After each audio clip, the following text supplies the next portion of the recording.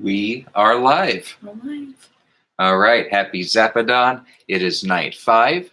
Tonight, we're featuring our special guest. He's smiling Who like knows? he knows what's happening. He knows to smile right on cue. Oh, what a cute. This is awesome. Hi. I think you should just interview him. Well, this You're is so this is our cute. Pomeranian Mo. He's smiling directly at the camera. He knows what's up. All right, so tonight we're featuring album number 3. We're only in it for the money. Now, should we talk about the packaging or should we just jump right into the album? I like the packaging. It's reminiscent of another famous album. Why, It's yes. pretty cool. Yes, it sure is, isn't it? Mhm. Now, not just aesthetically on the front cover, we'll do the whole package here. Yeah.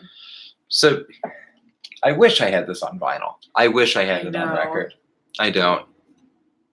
Christmas is right around the corner, internet. Anyway, here's the original front cover, meant to look like Sgt. Pepper's Lonely Hearts Club Band. Back cover featured the lyrics and the band themselves, all of whom except one with their backs turned.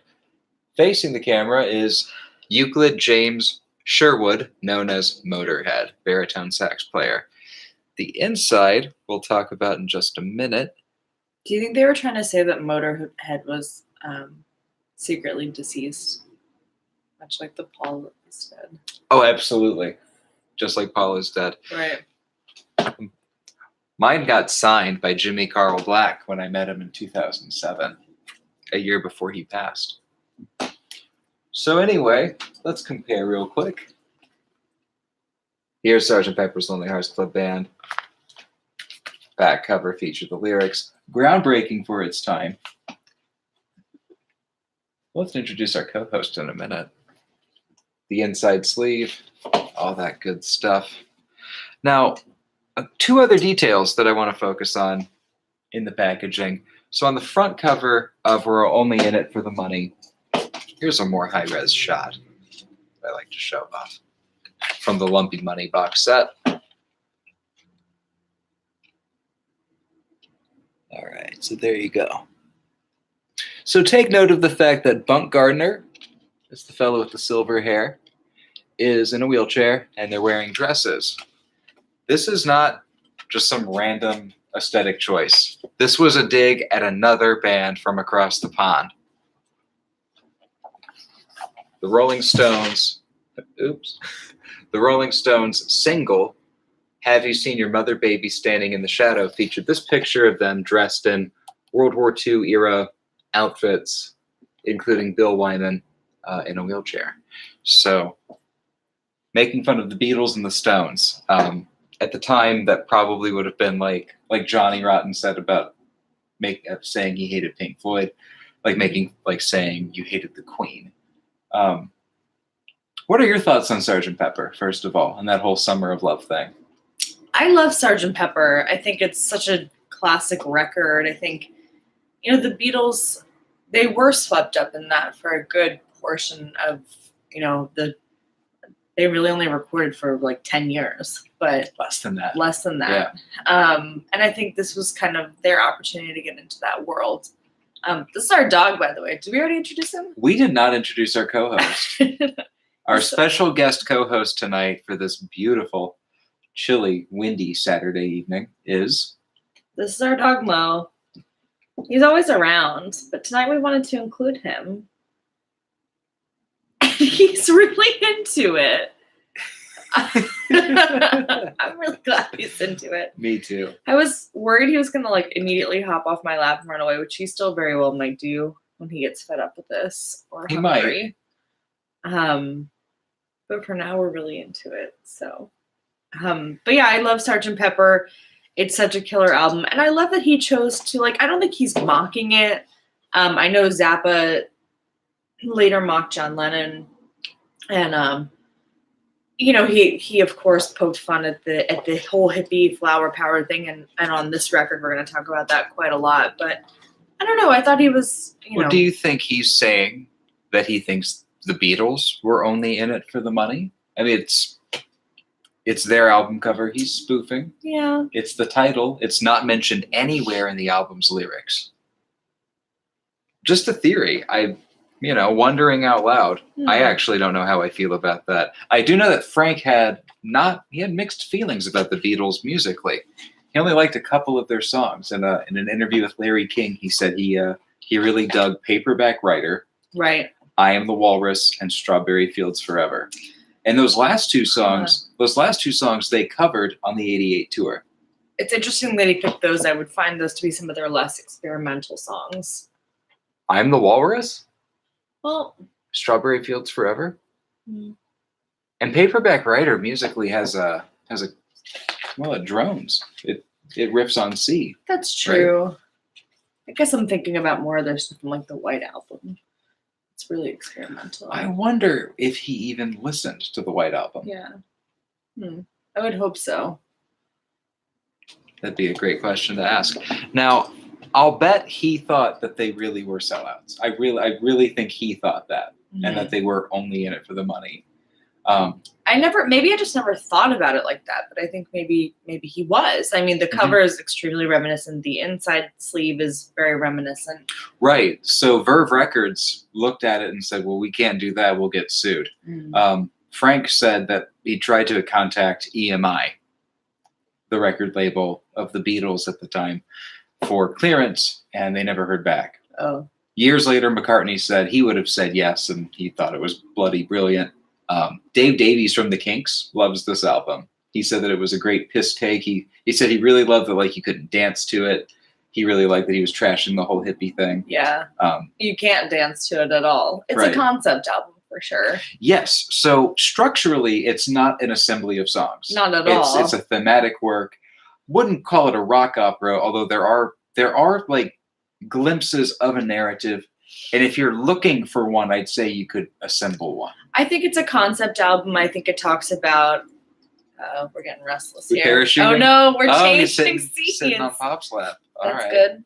That's all now right. I'm like covered in dog hair. He came all the way from Pomerania to appear in this video. He like drooled on me too. So I think. He just wants to look at you. You are better looking. I understand. Hi, buddy. I think it's a concept album in that it's a series of smaller vignettes that all kind of add up to tell this story about flower power and the hippie movement in the U.S. and mainland California. That is a better way to look at it. Yeah. You have, for the first time in Frank's career, well, yes and no, because he has some shorter tracks on Absolutely Free. You have songs of varying length, and you have songs that are not traditional length. Some of them aren't even songs. Right. They're 30 seconds. You get dialogue. You get these tape music experiments called musique concrète. Right. Very interesting stuff. But, certainly not a conventional pop record like Sgt. Pepper is, or like Revolver was, or Pet Sounds. Definitely. It opens with a piece called Are You Hung Up? And the voice that we hear asking that question in the British accent is none other than Eric Clapton. Right, which is super cool that he's on this kind of a record. Right, credited at the time that he was the guitar player for The Cream. The Cream. The Cream. This was recorded in New York, by the way, not L.A. L.A. was typically Frank's base of operation. That was certainly home for him. But this was during the brief time that they lived in New York City. They recorded about 4 albums worth of material here. This being the second of them. Now, Eric Clapton, he and Frank were buddies. They were contemporaries at the time. They were among the first of the guitar gods. You have Hendrix, who is on the cover of We're Only in It for the Money. Eric Clapton, who appears within the record. Frank, who was one of the first to use wah-wah. Mm-hmm. He was a tone freak. He and Townsend were contemporaries about guitar sounds and whatnot. So there's a lot. There were some cross-pollinations in terms of ideas and sharing licks and sharing technologies. There are sound effects that you hear Frank use in his guitar solos that you would hear on Disraeli Gears or Wheels of Fire by Cream or Townsend at the time. So there's a lot of cool stuff with those guitar players. They were contemporaries, kind of like drummers were like an international organization of dorks. So, yeah. Are you hung up? Is the immortal question. This also introduces us to Jimmy Carl Black, the Indian of the group. I believe he was Cherokee. Yes. I had the honor of meeting Jimmy Carl Black, which was totally awesome. When was that? 2007. Like I said, a year before he passed away. He had some great stories to tell. Yeah, I'm sure. Yeah, he was one of the original mothers. So. Yeah, the drummer. Yeah, super cool. And then we go right into Who Needs the Peace Corps, which is a first-person narrative. It's a little vignette about a kid who comes from Anytown, USA, to Haight-Ashbury. I'll go to Frisco, buy a wig, and sleep on the floor of Owsley. Owsley was the chemist who made the LSD. Right. So a lot of references to contemporaries at the time, to the scene in San Francisco. Now, at the time, LA and San Francisco, they were separated by quite some distance, and there were two very different scenes. You had more of the freak scene in LA and more of a hippie thing going on in San Francisco. Frank maintained that there was almost a rivalry between those two cities and their freak scenes, so to speak. And Frank felt that there was more of an authenticity to the LA scene, that there was more inclusivity, that there was more innovation, and that San Francisco was just a scene for dropouts and for drugs, which is in line with what George Harrison saw when he visited Haight-Ashbury near the end of the Summer of Love. What's your take on Who Needs the Peace Corps? Is it sympathetic? Is it cynical? Is it hateful? I don't think it's hateful, but I do think it's cynical. I think Who Needs the Peace Corps and then Flower Punk are the two, if you're kind of looking at this, like it's hard to take this album, I think, track by track. I think because it is a concept album and because it's a series of these much smaller vignettes that kind of add up to this greater story, those two, I think, are a little bit more cynical, a little bit biting. I don't think that they're mean. I don't think Frank was a mean person. I think that he not at this point. Not at this point. Yeah. George Duke said that he felt that his humor became meaner later on, but at this point in time, I would say that there's not meanness in his. Yeah, I think he's poking fun at a movement that a lot of people got caught up in and dedicated their lives to, and as a result, they pretty much dropped out of the society that they were wanting to change. But you can't really change something by not being a part of it and not fighting for it or fighting to help the people that are caught up in those systems. So, hippiedom and I'm not trying to say anything negative about hippies in general, but I think what Frank was obviously a very left-leaning person. His politics were incredibly progressive. Mm-hmm. He, spoke about the ills of things like capitalism from his standpoint of being a part of the music industry, which is ridiculously exploitative. So he understood that and he talked about it in an honest way. So I think he saw the hippie movement as being one of the aesthetic of wanting to help people and the aesthetic of wanting to be enlightened on a social level, but to not actually be engaged enough to take action. Right. As the song depicts, it's about sex, drugs, and rock and roll. Right. Right. Exactly. Getting the crabs, being a roadie. And then going home. And there's nothing, And smoking an awful lot of dope. Right. So for a movement that, purported to want to change the world, those activities don't really suggest that they wanted to change the world. And I think Frank wanted to call that out. And I think there's absolutely nothing wrong with it. I think he does it in a way that's funny. It's tongue in cheek. I don't think it's meant to be mean.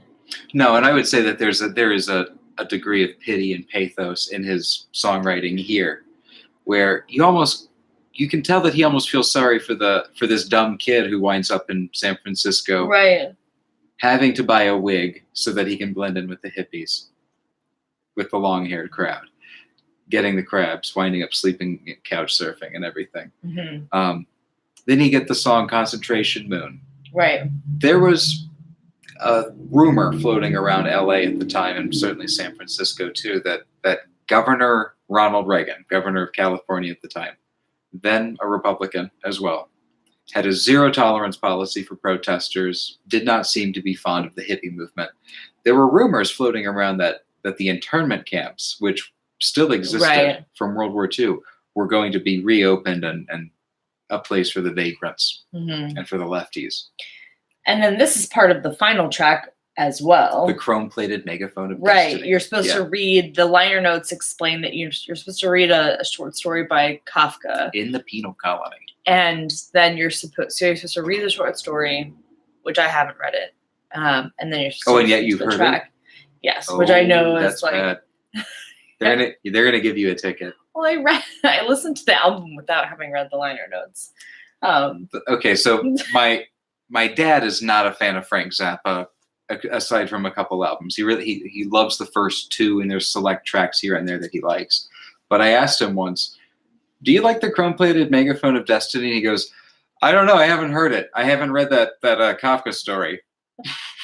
He at least read the liner notes then. Yeah, he was wise enough. But I mean, maybe 10 seconds in, he just took the needle off and was like, "What is this?" Yeah, but, I mean, it is just like tape noise.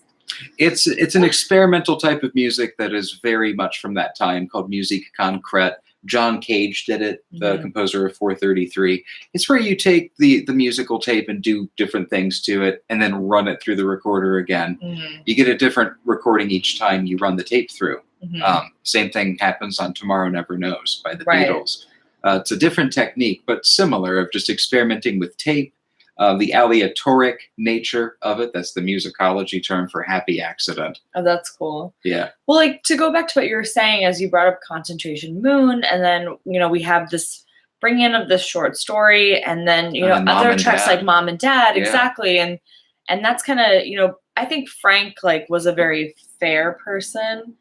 And I think that he, even when he was maybe critiquing or poking fun at something, he was never just one-sided. I mean, he drops, we have Catholic girls and we have Jewish princess. So it's...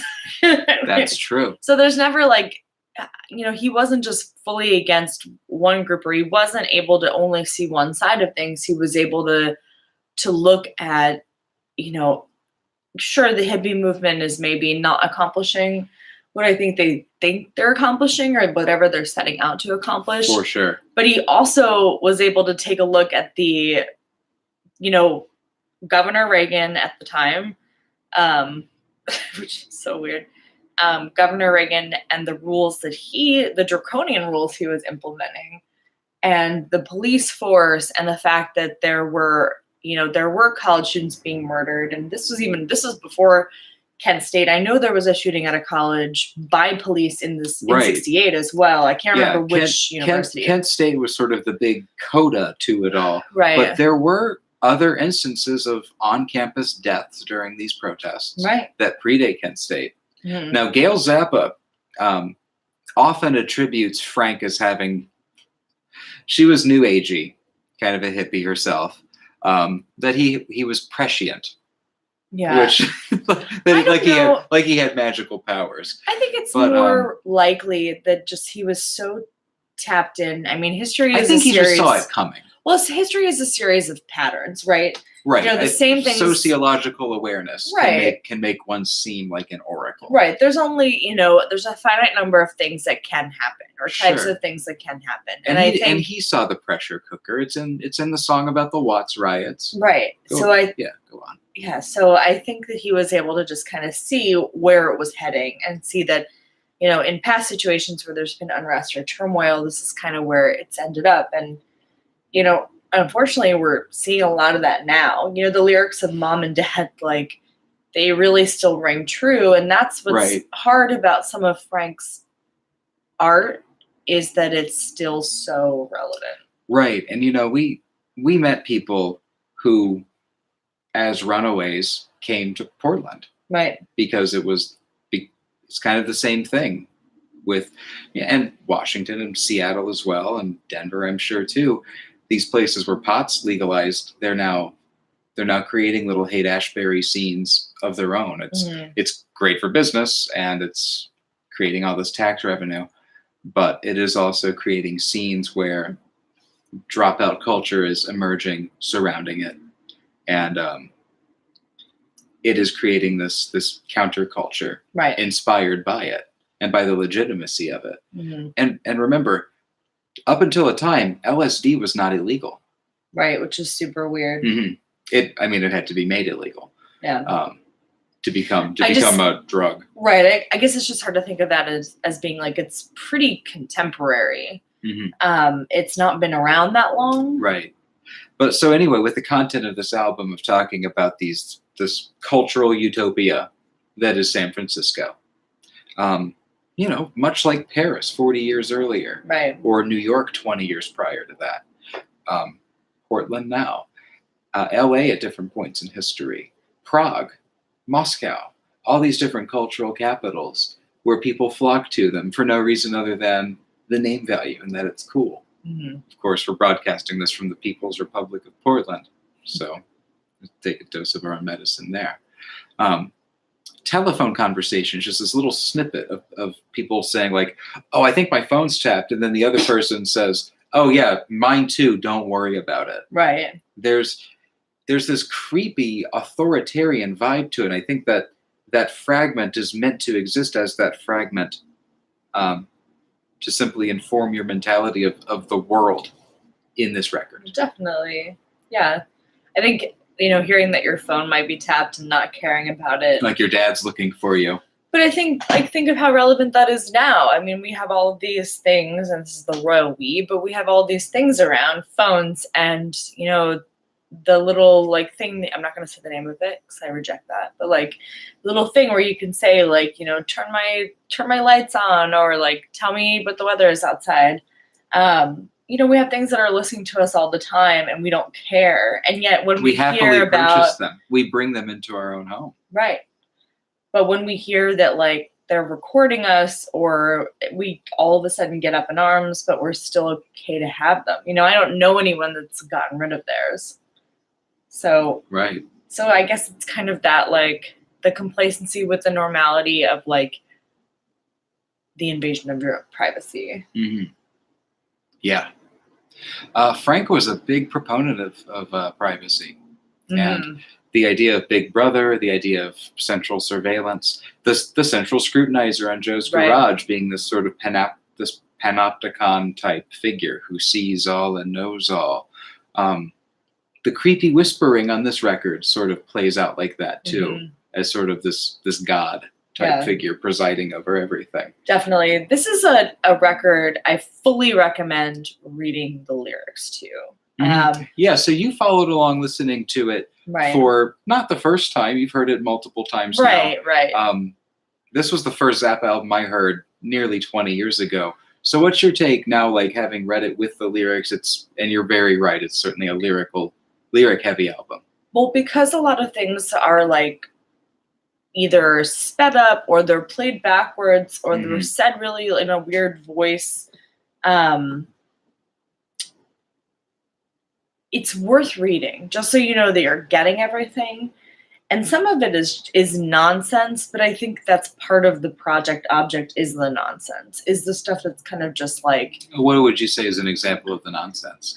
I mean, just any of the weird grunts, all the stuff that's repeated over and over and over again. Right. So some of those sound effects you hear on Lumpy Gravy. Mm-hmm. And that's why the two are connected as works. That's why the liner notes to each one ask if one is a part of the other. And yes, those musical non sequiturs, it is pure dada. It's surreal. And that's why this is such a concept album and not just a straight rock, pop, jazz, whatever album. It's art rock for sure. Yeah, definitely. Now, Frank Zappa and feminism is a very confused, nuanced subject. One where I think he's very misunderstood. Mm-hmm. For the first time, really, it's addressed here. There's mentions of sex on Absolutely Free, the second album. But here on this album, we have Harry, You're a Beast, which, content warning, depicts a scene of domestic rape between a husband and wife. Alexa, you're a woman. What's your take on Frank Zappa singing about American womanhood? Yeah, I mean, I think again, I think that he's saying this like this is another critique, and he's not necessarily saying that this is how women are naturally, because I disagree with that. I think what he's actually critiquing is that like this is like what has been presented as the lot of American womanhood, and like that when you are a woman that you have like a man you're subservient to, which is like he's rejecting that. Do you think he's rejecting conditioned thinking? Absolutely. Mm-hmm. He's rejecting conditioned thinking. Your whole attitude stinks, I say, and right. The life you lead is completely empty. Exactly. I'm going to tell you the way it is, and I'm not going to be kind or easy. But that was Frank's whole ethos, was he always rejected conditioned thinking. You paint your head. Right. Your mind is dead. You don't even know what I just said. So he's not, and this is something I think people often get wrong about Frank, is he's not saying this is how everybody has to be or how everybody is 100%. I think what he's trying to say is that this is like what society has presented like for women to be. For sure. That's what he's down on. Yeah. That's what he's criticizing. Right. So then from there we go into what's the ugliest part of your body? Your mind. And again, you have the sped up vocals, except for the bridge. Right. I think it's very intentional. Frank goes into his real-time voice to like break character almost. It's like Chaplin in The Great Dictator. He stops playing that character to look straight into the camera to say, this is right and wrong. To say, all your children are poor, unfortunate victims of systems and lies you believe. Right. It's scathing. It's venomous. And he's saying it just as much to his father's generation. And remember, his father was a defense contractor for the Air Force. He grew up in a home where he had to have gas masks hanging near the door in case there was ever an oopsie on the base. He's singing it just as much to the parents' generation as he is to his own, which was at the point where they were about to reproduce. And it's no mistake that his pregnant bride-to-be is on the cover. Right. He was thinking about the future generation and thinking about children. I think that influence is pervasive here in these lyrics with mom and dad, with this song here as well. What's your take on what's the ugliest part of your body and that little bit of that love harsh that song. truth and the doo-wop structure and all that? I mean, I love this song. I was just going to comment on the doo-wop structure is exactly what I was going to say, is I love that it is a doo-wop song. Mm-hmm. Right in the middle of this like non-musical album, is I love that there's like a doo-wop song. Right. You get a lot of different musics going on here. It's not just it's not just acid rock or stoner or psychedelic rock. There's some folk. There's a touch of jazz. Mm-hmm. Then we get Absolutely Free. The song, not the album, Absolutely Free, which I would say is almost again one of the thematic pieces on the album. It's one of the few cohesive long form songs. It's about 3.5 minutes. So fun fact about the recording itself, that has a lengthy piano intro. The recording of that was Ian Underwood's audition for The Mothers. Frank had Ian sit in front of the piano, sight read the music, and play it. Frank had hit the record button, and that was so Ian Underwood's audition as the pianist is on the record here. That's really cool. Yeah. So the first word of that song is discorporate. It means to leave your body. Nice. A little bit of fourth wallism. Musically, this song it's a little bit of Donovan. I actually haven't listened to too much Donovan. Well, think of like Atlantis or Mellow Yellow.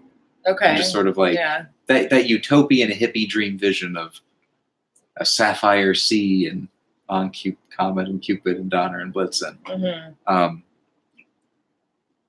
Musically, I would say it's one of the most tuneful songs on the album. For an album that's full of harsh sounds, of electronic noise, of atonal harmonies, this is a beautiful track. Mm-hmm. And then we get the hard smash edit into Flower Punk. One of my favorites on the album. Mine too. Yep, I like that song a lot. What do you like about Flower Punk? I love I think the beat is completely crazy, and I love that. Yes. Like the time signature is just super, super It's weird. a composite of 2 weird time signatures. Yeah. So during the verse, that's 5/8. Right. 1 2 1 2 3 1 2 1 2 3 1 2 1 2 3. There's musicology 101 with a Pomeranian on my lap, and then the sort of refrain part da da da da da da da da da da da da da is in 7. Da da da da da da 1 2 1 2 1 2 3 1 2 1 2 1 2 3 1 2 1 2 1 2 3. Musically, it's a riff on Hey Joe. Right, exactly. Yes, da da da da da da da. Yeah, which is such like, I think that's like a quintessential song from that time period. Is Hey Joe, and yeah, sort of the go ahead. Yeah, and I was just gonna say it's Hey Joe is like, it's a song from that time period, but it's such an angry song, which I think is interesting from a group, talking about the hippies as being like all about peace and love and understanding, but Hey Joe is all about like going to shoot someone. Yeah, so specifically the white versions of it, because they were the garage rock, and it's some of them are fast. One's very slow. I forget which one it is. It's more anthemic. Then it crosses the Atlantic. Hendrix does it, and he makes it his. He does the definitive version of it. Although there's a version out of Japan that I like by a group called the Golden Cups. Very cool. They single-handedly invent noise rock. Nice. That's the end of side A. There's a little 25-second snippet with the unfortunate title "Hot Poop." I think that's hilarious. Hot poop. That closes out side A, and that's got the little backwards snippet of this censored verse of Mother People. Right. We'll talk about the censorship on the record in a tick. We get a noise collage called nasal retentive calliope music. Depends on whether or not that kind of music is your cup of tea. You're hearing it, I'm presuming, as many times as you've heard the album, start to finish. What's your take on that kind of music? I like it. I think it's kind of Dada-y. I like that he chose to include that, and he's just such a master of many genres and bringing them together. A year before Revolution 9. Right, exactly. So he wasn't afraid to experiment. He wasn't afraid to try something that was a little bit weird or a little bit maybe displeasing to the ear. I like that.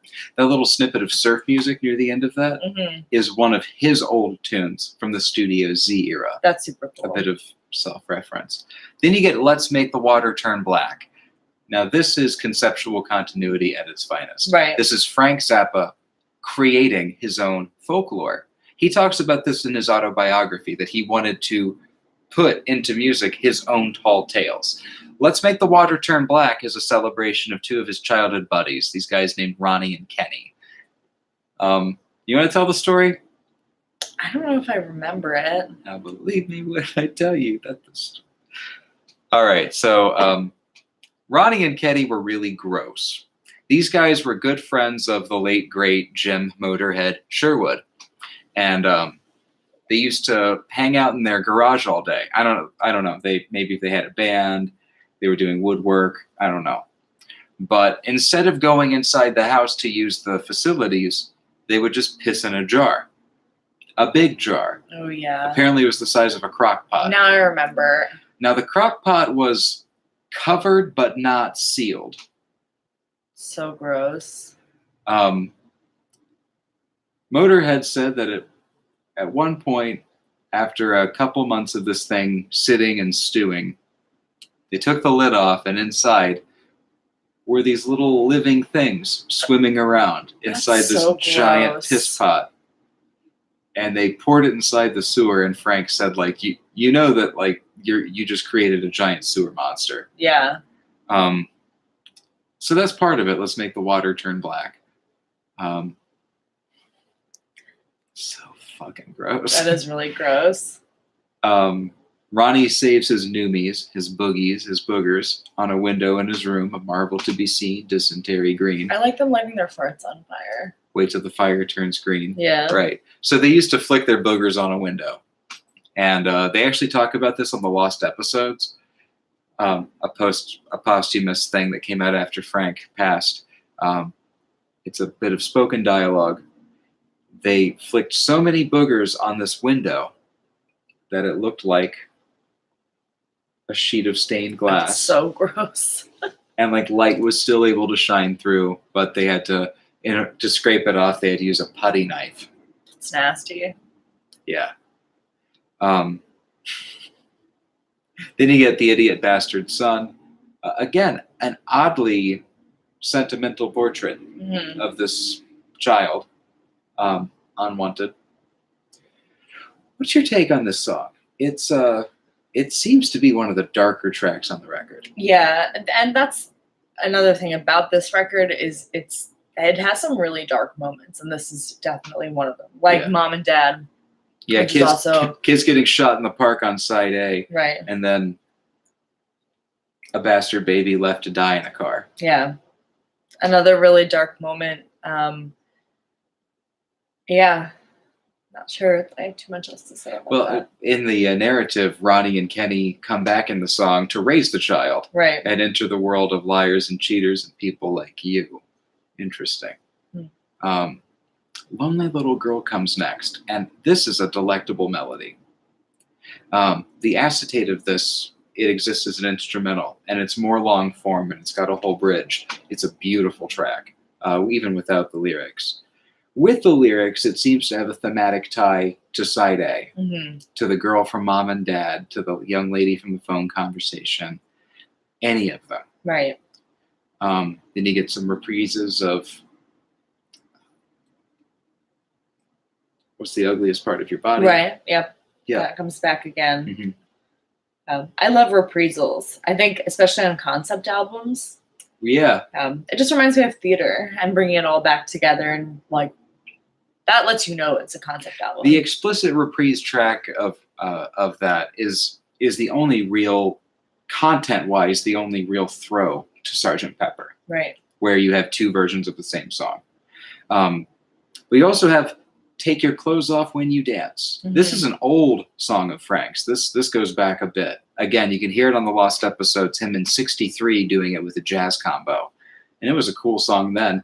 It is the closer, it's the closing melody you hear on Lumpy Gravy. And they would do it a couple more times again. Lyrically, though, here it is presented with words describing this utopian vision. Here's my question. Is it a realistic thing? Does he know he's dreaming of an untenable goal? Is it really what he sees?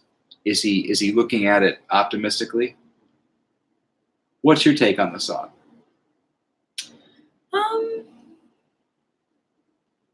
Is that the world he wanted to see? Yeah. There will come a time when I don't all know these wonderful though. Things. No, I don't know if that is exactly what he wanted to see. Well, the world that's all inclusive, I think he wanted to see it. I don't know if it was possible. Yeah. And I think maybe he was poking fun at the impossibility of it. There may come a time where you won't even be ashamed if you are fat. Are we in that world now? I don't know if we are. I think we've come a long way towards building inclusivity, and body positive circles. Sure, and body positivity and racial inclusivity. I think it's not that he didn't want to see it. I think it's that he's singing about something that's like this utopia that I hope can exist one day, but at the time I wonder, like, I think they thought it was possible then too. Yeah. I don't really know. And holy shit, it makes me realize just how doomed we all might be. Yeah. It's just this pursuit. I do think Frank was ultimately an optimist. And he at least is at this stage in his career. Bear in mind, this is only his third album. Yeah, that's true. I think he was such an ultimate realist. Yeah. So it's hard to say like that he was an optimist, because I think he really saw, in this concept album talking about the hippie movement and flower power, I think he's talking about it honestly, but I think that's part of the whole like ability to critique it. So I think he really is a realist in that way of being able to look at the whole of any situation and just kind of say like, you're doing it wrong, or this is what's really going on, or I think this is one of his sociological albums, and he does a couple of them. This is one.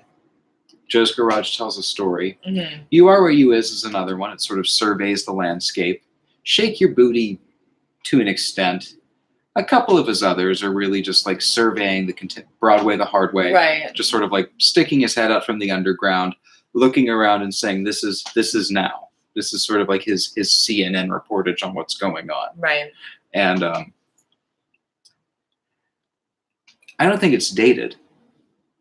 I think it's a remarkable study in counterculture. Right. That part I do not think is dated at all. Mm-hmm. And it could be just as much about the jazz age or hipster culture or the scenes that emerged in the 80s. Right. I don't think this album is dated at all, actually. Mm-hmm. I think it's still incredibly relevant. I think you could sing any of these songs about what's going on today.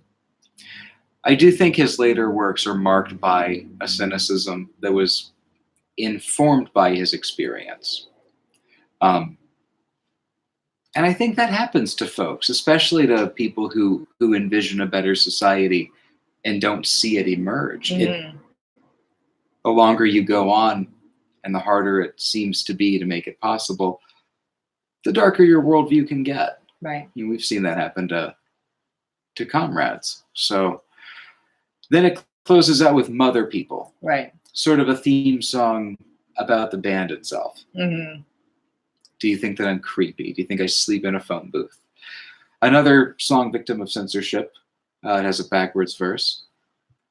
I think it's a catchy song. What's your take on it? Yeah, no, I like that one as well. Definitely catchy. It's a little bit more of a listenable tune for sure. Mm-hmm. And I think it's definitely a good one to close out this side with. And then we have the piece, The Chrome-Plated Megaphone of Destiny. Right.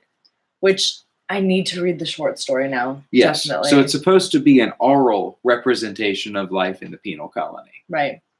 And it's really just a series of like sounds, like coughing and sped up laughter. Right. It's a harrowing listen. It's hard to listen to. I think it's kind of it's harsh. It's meant to be. Right. And in the story, the main character is a victim of torture. Right, because the hippie that they're singing about, earlier in the album, and then kind of talking about interspersed with these bad events that happen to them, eventually they do end up going to this internment camp in California. Yeah, this is not a happy ending. No, not at all. I wonder if it's the same place where Joe is lobotomized and is frosting the muffins in the utility muffin research kitchen. It is all one giant project. So. Right. What a dark fucking ending. Yeah. That's as bad as Preservation Act 2 where they all become robots. Mm-hmm. Super dark. I think I'm going to go watch Yellow Submarine after this. What do you think, Mo? He's determined. He's like staring into space. I think he's reading our bulletin board. You want to say bye? Any parting thoughts on We're Only in It for the Money? Great album. Again, one thing I would definitely recommend is read the lyrics while you're listening. Mm-hmm. In terms of importance within Frank Zappa's catalog, outside of his catalog, I think it's a classic rock must. Yeah, I agree. I think a lot of his contemporaries were also caught up in the hippy dippy flower power movement. Mm-hmm. And I like that there was somebody at that time making a statement about it that wasn't, 100% in support. He was rare. Yeah. Not too many of his contemporaries were. George Harrison witnessed it firsthand. He said he went to Haight-Ashbury and said he just saw a bunch of spotty dropouts on drugs. Right. Pete Townsend was anti-drug as well. He and Zappa had that in common. That's about it. Yeah. But yes, it's an iconoclastic statement about his time. I think it's remarkably accurate. I think it's still relevant today. I think it's a perennial message. It's less performance driven, mm-hmm. and it's more lyric driven. Definitely. And I think that's worth checking out for sure. And that makes it unique among Zappa's albums. I would put this on certainly put it on a top 5 to recommend Really? to people. Like if I were to bundle together 5 Zappa albums for newbies, for people who hadn't heard him, to just give them an overview and what I would say are his most accessible, even with all the noisy stuff and the tape music and everything. I think this is entry Zappa, and maybe I'm just speaking from experience because it was the first Zappa album I heard. I was 13 years old. It's fun seeing him on camera. I love this album. Great. I dedicated a whole chapter to it in my thesis that I did on Frank a couple years back. I'm not done writing about it either. No, nor should you be. Right. There's a lot to be said about it. It's a masterpiece. I think a new generation deserves to hear it. The best way to hear it is in the Lumpy Money Project Object. You can hear it in mono. It's pretty bitchin'. All right. Zappadan, Night 5. Cheers. Cheers. Thanks, Catch everyone. you tomorrow.